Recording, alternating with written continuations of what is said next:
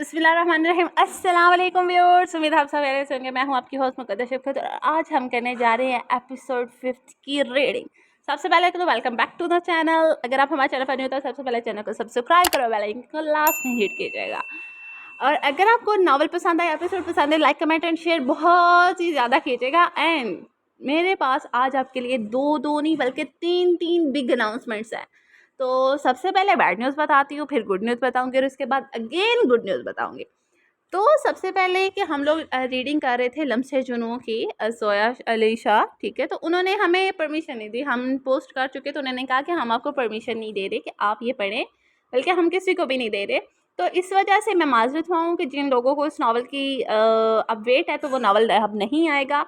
Sorry to all of you. And अब बनाती आती है कि अब बारी आती है कि गुड न्यूज़ की। मैं बताती हूँ कि सेकंड अनाउंसमेंट क्या है। सेकंड अनाउंसमेंट ये है कि हम लोग पोस्ट करने जा रहे हैं अपना खुद का नावल, जो कि बहुत ही मज़े वाला नहीं है। नाम नहीं मैं रिवील कर रही अभी, मगर ये बता रही हूँ कि वो हमारा खुद का होगा, उर्दू नावल्स आर्चिव का खुद का नावल होगा। और इसके अलावा आपको यह कहीं पे भी नहीं मिलेगा। और मैं बता रही हूँ उसकी स्टोरी इतनी अमेजिंग है ना कि आप लोग पढ़ेंगे ना, जैसे मैं गिरी थी वैसे आप लोग भी गिरोगे। तो उसके बाद कल उसका स्नैक पैक आपको दिया जाएगा। मैं आपको कल सुबह के एपिसोड में उसका स्नैक पैक भी दिखा दूंगी। एंड अब बारी आती है कि थर्ड अनाउंसमेंट की। थर्ड, और हाँ, मैं पहले ये बताना चाहती हूँ कि अगर आप लोग मेरा नावल चाहते हैं, ठीक है, हमारा नावल बल्कि उर्दू और नावल आर्चिव का नावल चाहते हैं ना, तो जो हमारे डायरेक्टर ने लिखा है, अगर आप वो चाहते हैं ना, तो उसके लिए आपको बहुत ज़्यादा लाइक्स करने पड़ेंगे, बहुत ज़्यादा कमेंट्स करने पड़ेंगे, बहुत ज़्यादा शेयर करना पड़ेगा इस एपिसोड को, और ठीक है, इससे नेक्स्ट वाली को भी, जिसमें स्नैक पैक दूंगी मैं नावल का, ठीक है। तो उसके बाद बारी आती है कि थर्ड अनाउंसमेंट की। थर्ड, सबसे पहले तो मैं आप सबका thank you all of you, thanks to all of you. कसम से मैं जितना भी आपका शुक्रिया अदा करूँ उतना ही काम है, क्योंकि आप लोगों की सपोर्ट है कि जो मैं यहाँ पे आई हूँ, यहाँ पे पहुँची, इस मकाम पे पहुँची, क्योंकि हमारा चैनल मोनेटाइज हो चुका है लिटरली। माशाल्लाह माशाल्लाह अल्हम्दुलिल्लाह कि हमारा चैनल मोनेटाइज हो चुके हैं। ये सब आप लोगों की सपोर्ट है, आप लोगों के लाइक्स कमेंट एंड शेयर्स हैं जिन्होंने हमें इस मकाम पे पहुंचाया। तो thanks to all of you and से माशाल्लाह कि हम लोग इस मकाम पे पहुंचे। एंड प्लीज़ अब हमारी एपिसोड को प्रमोट करो, लाइक करो, कमेंट करो, शेयर करो। तो फिर मैं आपको हम अपने वाला भी नावल देंगे, तो फिर आप लोग उसको भी इंजॉय करना और फिर उसके भी मज़े लेना। तो ये थी हमारी 3 आज की announcements, good news and bad news. तो होपफुली आप लोगों को वेट होगा नेक्स्ट एपिसोड का और हमारे नेक्स्ट नावल का।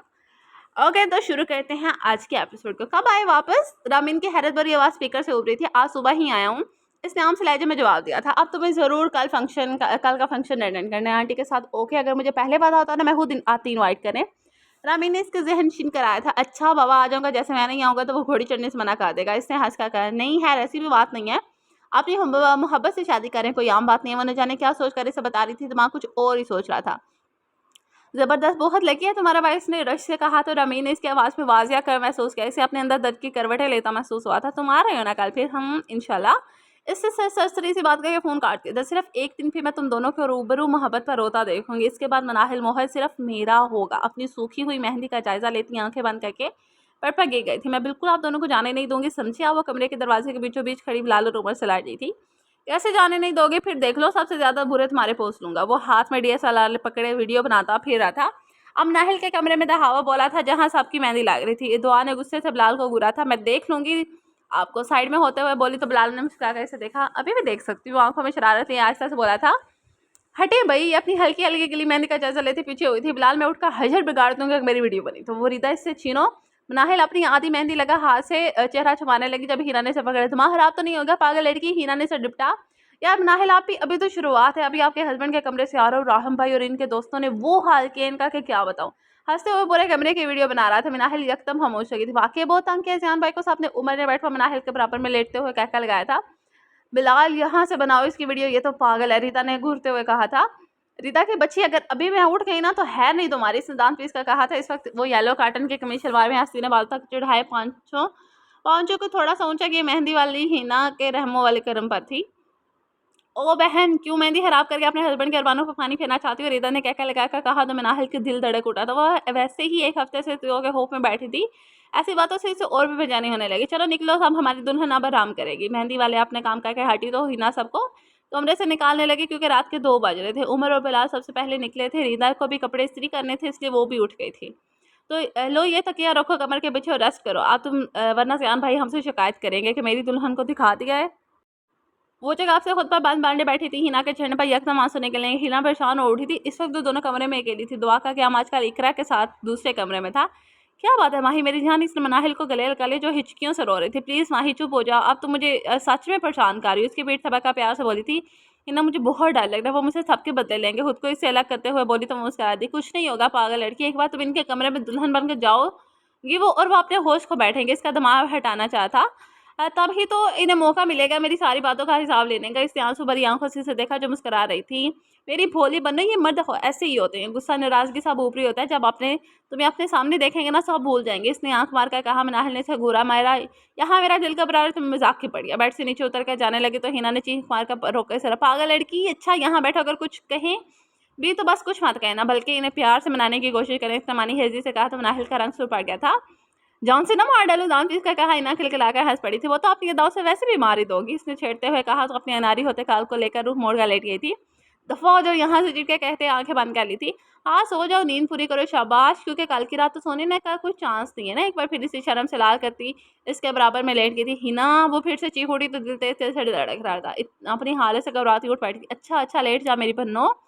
हिना ने हंसते हुए इसे वापस लड़ाया तो खुद भी साथ ही लेट गई थी। अली तो बार दुआ के साथ इसे पार्लर से होटल ले आया था। मामू उमर और बाबा पहले ही मौजूद थे, मगर फातिमा बेगम ने बारात के साथ आने को कहा था। रिदा और हिना भी पार्लर से घर चली गई थी। माशाल्लाह इब्रार साहब ड्रेसिंग रूम में इसके पास आए थे।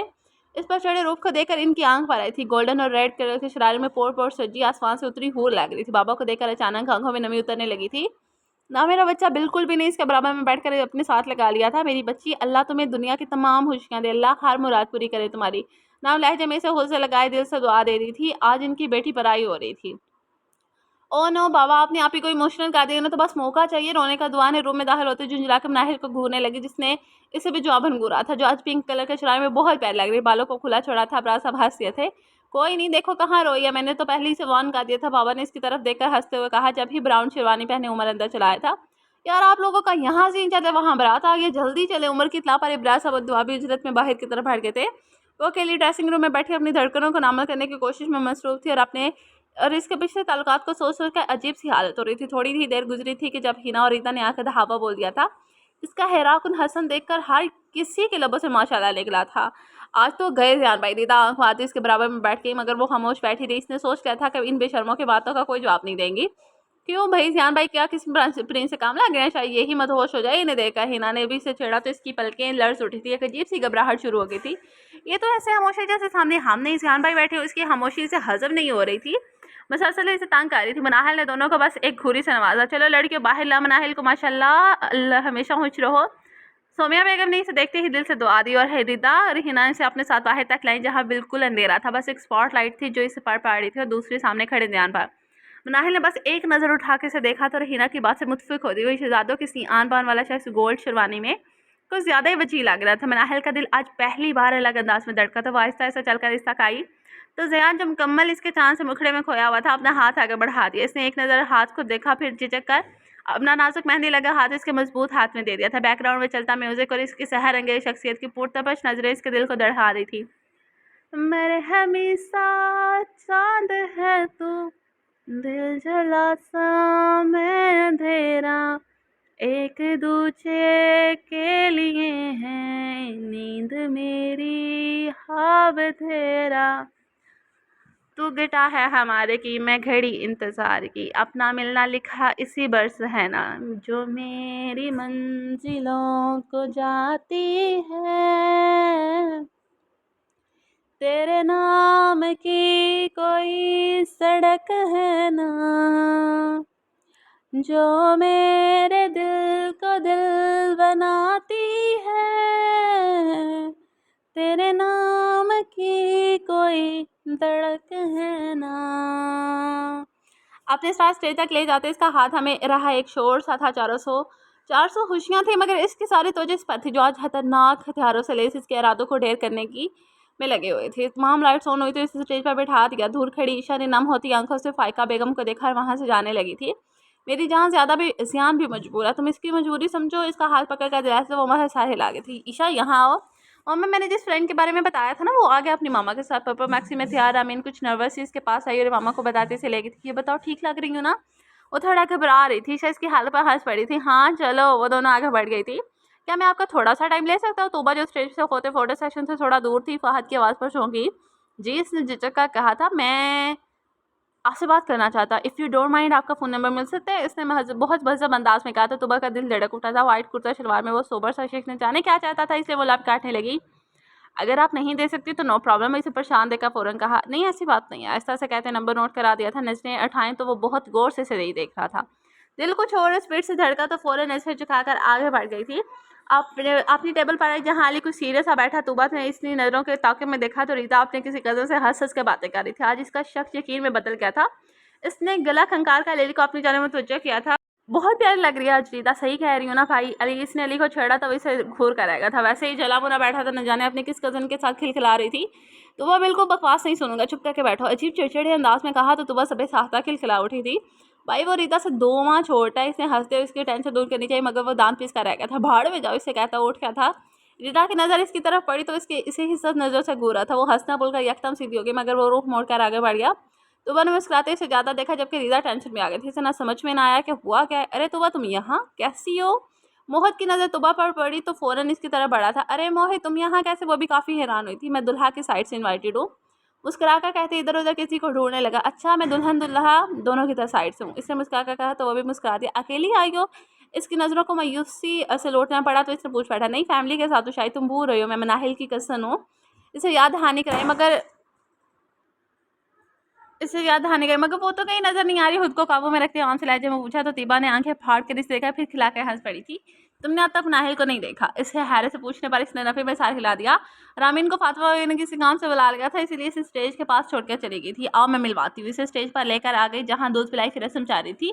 वो हल्का दिल जो थोड़ी देर पहले खुशगवार अंदाज में धड़क रहा था इसे लगा हवा में ऑक्सीजन अचानक खत्म हो गया। सुन होते दिमाग के साथ इस दुल्हन बड़ी लड़की को देख रहा था जो जयान के पहलू में नजरें झुकाए बैठी क्यामत ही तो उठा रही थी। रामीन भी वहीं आ गई थी। इसके चेहरे के तमाम तासरात आसानी से बढ़ सकती थी। अपने महबूब को किसी और के लिए चलता देखा इसका दिल होन से रास रहा था। दिल चाहा अभी से झंझोड़ डाले कि क्यों तुमने मुझे छोड़कर इसको चुना मगर आज खुद पर जब्त लाजम था।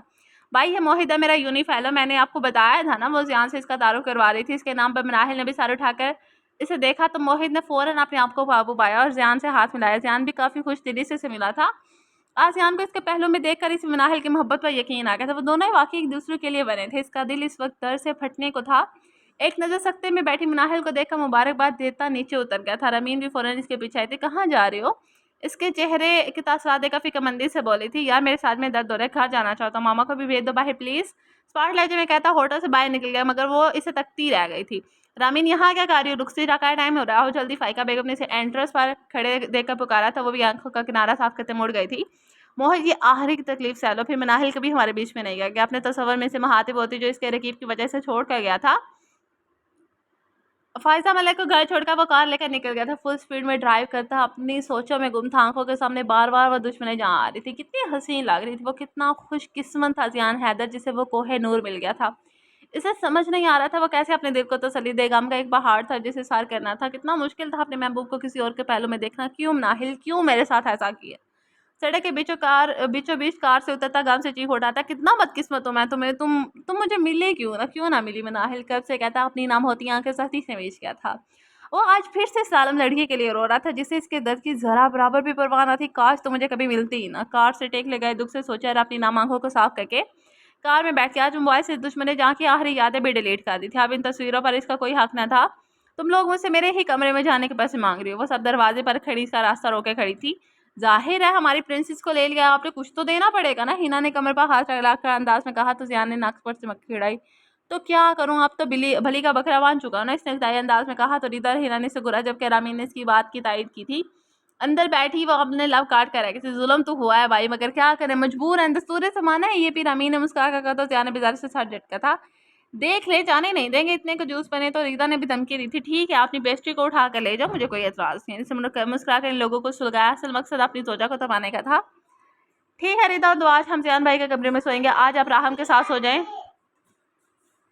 आप राहम के साथ सो जाएं। कमरे का दरवाज़ा थोड़ा सा बंद करती हतवी अंदाज में बोली, ओ पागल लड़की, मुझे राहम से जूते नहीं खाने और वैसे भी मुझे अपने रूम में नहीं नींद आती है। डुबते जेब में हाथ डालकर वॉलेट निकाले तो सब खिलखिला कर हंस पड़ी। कितने चाहिए? चेकबुक निकाल कर पूछा।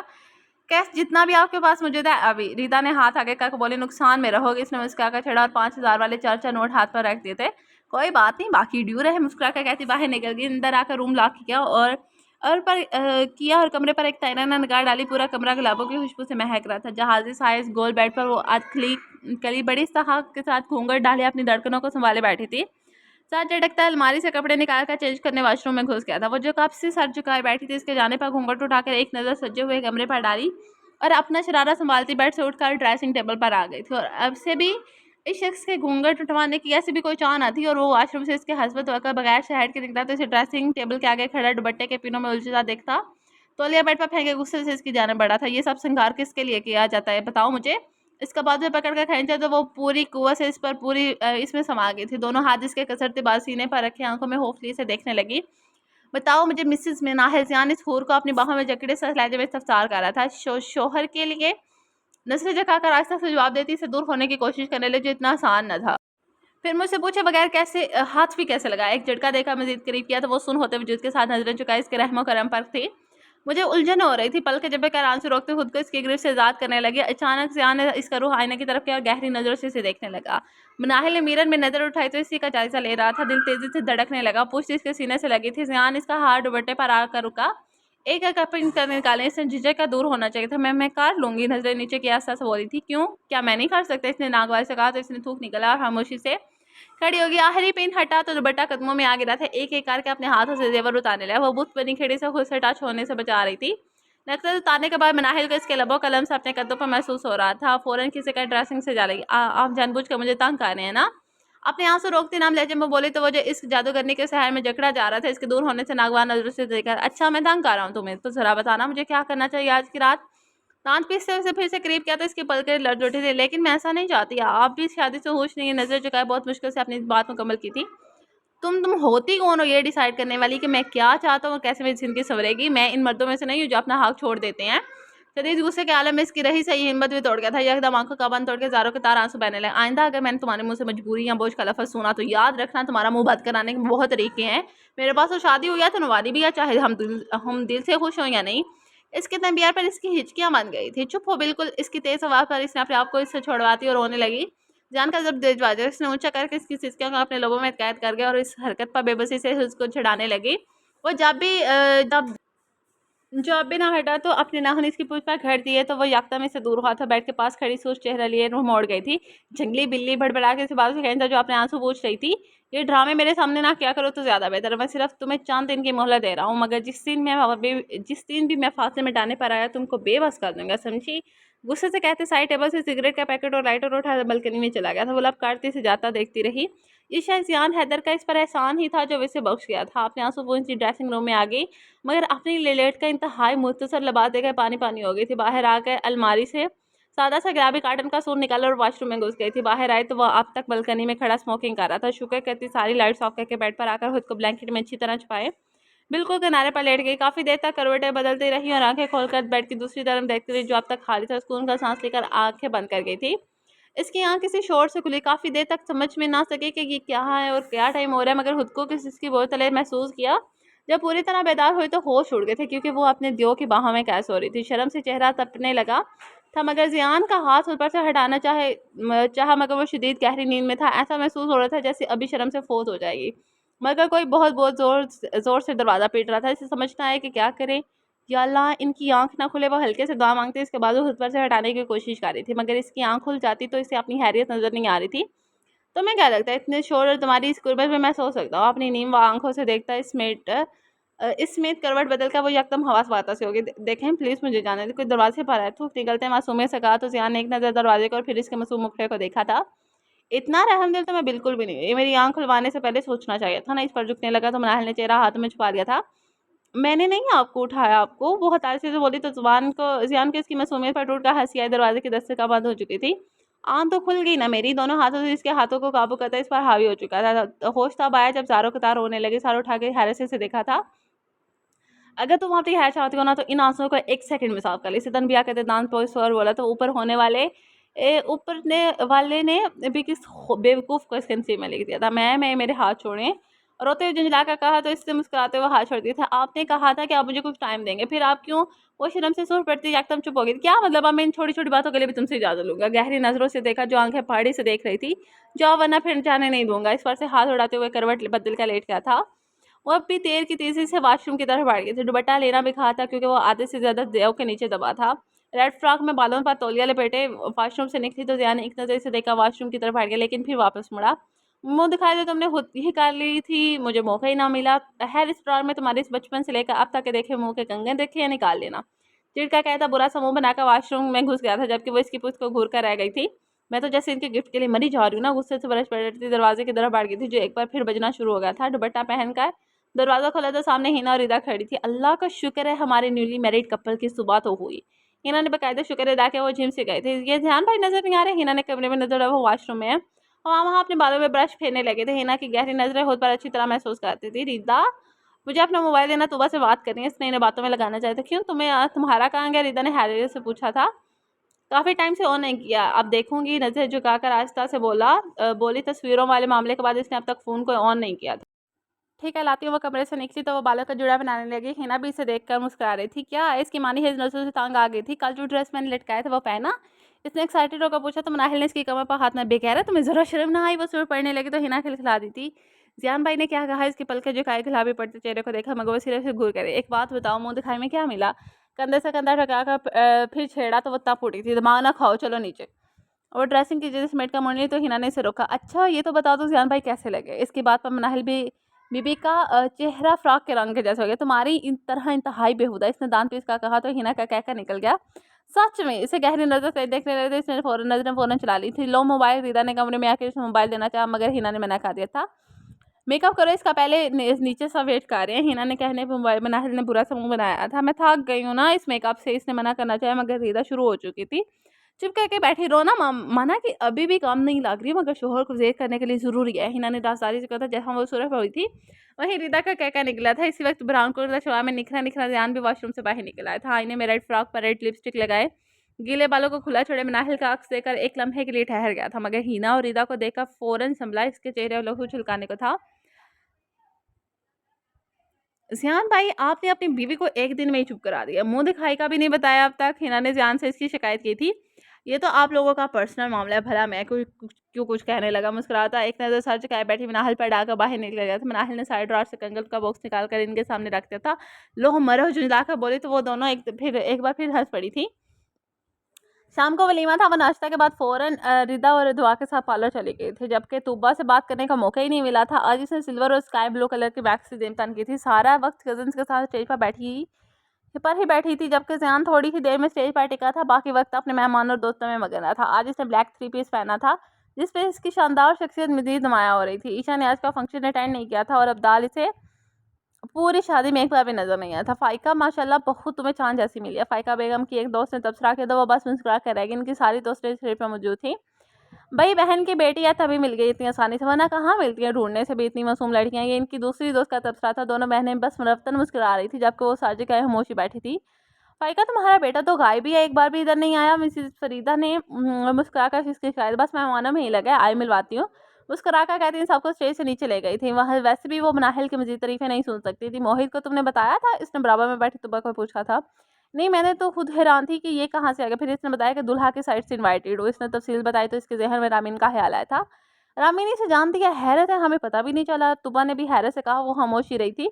तुबा, यार जाओ मामा को बुला कर लाओ, काफ़ी टाइम हो गया। अली स्टेज पर आकर तुबा से बोला और इसके बराबर में बैठ गया था। इतनी जल्दी जा रही हो? मनाहिल नाराजगी से बोली थी। जल्दी लड़की, पागल हो गई और 2 बज गए, सारे मेहमान जा रहे। इसने सामने से आती रीदा पर से निगाहें हटाकर कहा। मैं सोच रही हूँ 1-2 दिन में चची से बात करूँ। अली को मुस्कुराती नजरों से देखा। कहा तो इसने समझी में सही से देखा। किस बारे में? अरे तुम्हारे बारे में मुस्कुरा कर बोली तो इसके तासरात एकदम बदले थे। बिल्कुल भी नहीं आई समझ से सख्ती से मना करता स्टेज से उतर गया था। मनाहिल ने कुछ उलझन भरी नजरों से देखा था। तमाम मेहमानों को सी ऑफ करके वो स्टेज पर ही आ गया था। ज़ियानिशा को कॉल कर लेना, मुझे परेशानी हो रही है। फ़ाइका बेगम 12 साल की मुझसे फिक्रमंदी से बोली तो वो साहिल आ गया था। मैंने की थी, मगर फ़ोन ऑफ जा रहा था। घर चल कर बात करता हूँ इससे। फ़ोन चेक करते हुए बताया तो फातिमा बेगम ने मुस्कुरा कर इन्हें और सयान को देखा, जिसने मनाहिल को एक नज़र भी ना देखा था। चलें भाई, चलना है नहीं है क्या? बाहर गाड़ियाँ तैयार है। राह हमने चलने का कहा तो सभी खड़े हो गए थे। जियान और राहम ने ही सारा इंतजाम संभाला था। ये ले कार्ड और इंजॉय कर। सबको रवाना करके जियान ने कार्ड थमाया था। रिदा और हिना को मनाहिल को अपने साथ बाहर ले आई थी। जाओ तुम दोनों गाड़ी में बैठो। राहम ने अपनी गाड़ी की तरफ इशारा किया तो हिना ने इसके कान में कुछ कहती गाड़ी की तरफ आ गई थी, जबकि वो होंग बनी अकेली गाड़ी के पास खड़ी से जाता देख रही थी। बैठो गाड़ी में। अपने पीछे आती जान की आवाज पर चौकी जो फ्रंट डोर खो रहा था वो भी खामोशी से बैठ गई, जबकि जानी से नजरअंदाज करता ड्राइविंग पर ही तवज्जो रखी थी। वो न जाने कहाँ खोई थी, बाहर के मनाजर देख रही थी। और मैं बता रही हूँ, अगर एक भी पिक खराब आई ना, खराब एडिटिंग की ना, तो छोड़ूंगी नहीं तुम्हें, दुआ ने वान करते हुए कहा। तो वो कहकर लगाकर हंस पड़ा था और इसके कमरे में बैठी कैमरे में आज के इवेंट की तस्वीरें देख रही थी। अब जैसी शक्ल है वैसी तस्वीरें होंगी ना। तुम्हारा चेहरा हटाकर अब कतरीना कैफ का तो लगाऊंगा को लगा दूंगा क्या, चिढ़ाते हुए बोला। तो दुआ ने तौर से इसकी कमर पर मुक्का मारा था। ज्यादा बकवास करने की जरूरत नहीं है, हर किसी ने तारीफ करी है आज मेरी। उतार इतरा कर बोली तो अबर हाथ को मांझे की तरह लपेटने लगा था। और छोड़ो, मैं लपेट रहा हूँ, हंसते हुए बोला। तो दुआ ने तपते हुए कुशन से इसकी मार लगाना शुरू किया, जबकि वो इसके अब तक कुछ ठट्ठे लगा रहा था। क्या आ रहा है ये? कमरे में दाखिल होते फातिमा बेगम नागवारी से बोली। तो दुआ एकदम सीधी हो गई। कुछ नहीं, चुगल हो रहा है। मैं आज आपको आज के इवेंट की पिक्स दिखा दूँ। आपका माँ के साथ नजरअंदाज करते आम से लहजे में बोला था। उमर ओवर एडिटिंग मत करना, मैं कल चेक करूंगी। सवान कह के फातिमा बेगम का नजरअंदाज करती बाहर निकल गई थी। उन्होंने गुस्से से उमर को देखा था। ये तुम कब से अपनी बहनों के इतने सगे हो गए? तंजिया नवाज में बोली। तो उमर ने ना समझी से ने देखा। क्यों, बहनें हैं मेरी, मैं सगा नहीं होऊंगा तो और कौन होगा? कैमरा साइड में रखकर गुस्सीले लहजे में बोला। तो माँ का अंदाजे से सर नागवार गुजरा था। ओ, तो वो अब तुम्हें भड़का रही थी, तुम्हें मेरे खिलाफ? हाँ बोलो, शकी अंदाज में बोली थी। बस कर दे मम्मा यार। उमर आंखें घुमाता वाशरूम में घुस गया। इनकी आदतें वो अच्छी तरह से जानता था, जबकि वो हैरत से इसके बदलते वक्त देख कर रह गई थी। मिसेज जान, अगर आपके ख्यालों का दौर खत्म हो चुका हो तो बराए मेहरबानी बाहर आ जाएं। दांत पीस कर बोला। इसकी गायब दिमाग से इसे बिल्कुल भी ना भाई थी। वो हफत का शिकार होती नीचे उतरी, मगर सामने बड़ी बड़ी शिप्स को देखकर हैरान रह गई थी। हम यहाँ क्यों आए? परेशानी से इसे देखा। तुम्हें समंदर में धक्का देना, इसने चिढ़कर जवाब दिया। राहम ने इनके लिए एक याट बुक करवाई थी। इसे अपने साथ घसीटता याट में ले आया था, जो रेड रोज और बलून से फुल डेकोरेट थी। मनाहिल ने हैरत से इसे फिर याट को देखा, फिर दिल एकदम घबराने। मुझे घर जाना है, इसने खुद को नॉर्मल रखकर कहना चाहा था। सॉरी, वो तो सुबह ही मुमकिन है, किसी को मैसेज करते हुए बोला। याट स्टार्ट हो चुकी थी।